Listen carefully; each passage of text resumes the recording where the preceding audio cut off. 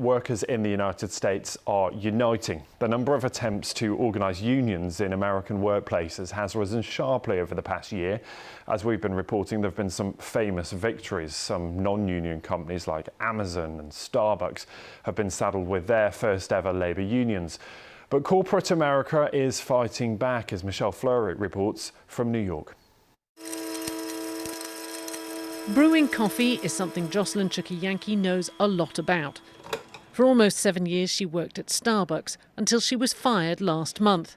She was told it was for losing her store key and being persistently late.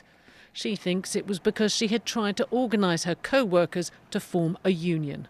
There were people who at the time also had significant latenesses that were also that were chronic and more severe than mine, who were kind of getting away with it.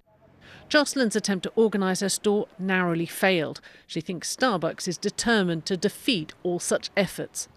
They don't care about us, they care about profits, and the people are replaceable. We're like cogs in a machine.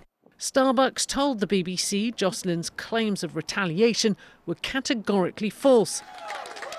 Even so, ever since this Starbucks in Buffalo, New York became the first US store to form a union, the company has been fighting hard to stop other cafes from doing the same. Its CEO, Howard Schultz, has said, "We're in a battle for the hearts and minds of our people." And it has demanded a temporary halt to all elections at its stores after accusing US labour officials of helping workers unionise. US labor law is notoriously weak. However the disputes are resolved, this Cornell University professor says companies in the US often push the boundaries of the law. Penalties and remedies are not strong enough under the National Labor Relations Act, and therefore employers do not have the incentive to follow the law that they would have if labor law were stronger. 32?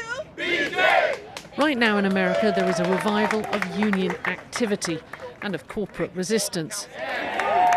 At a recent rally in New York, I met Edward D'Alessio, who works for Chipotle, the Mexican restaurant chain which closed a location that was trying to unionize. Despite being scared, he's determined to fight. Despite how they might try to retaliate me or threaten me or make me feel singled out, I see that it's working. I see that it's working because of the positives, and I see that it's working because of the negatives. Even with the energy of young activists like Edward, imposing unions on America's service sector giants promises to be an uphill battle. What is happening right now in America is part of a bigger conversation about the huge power imbalance between handsomely rewarded executives and hourly workers with little to no bargaining power. The recent tight labour market has helped tilt the balance towards employees, but given the economic uncertainty right now, this resurgent interest in America's labour movement faces a precarious moment. Michelle Fleury, BBC News, New York.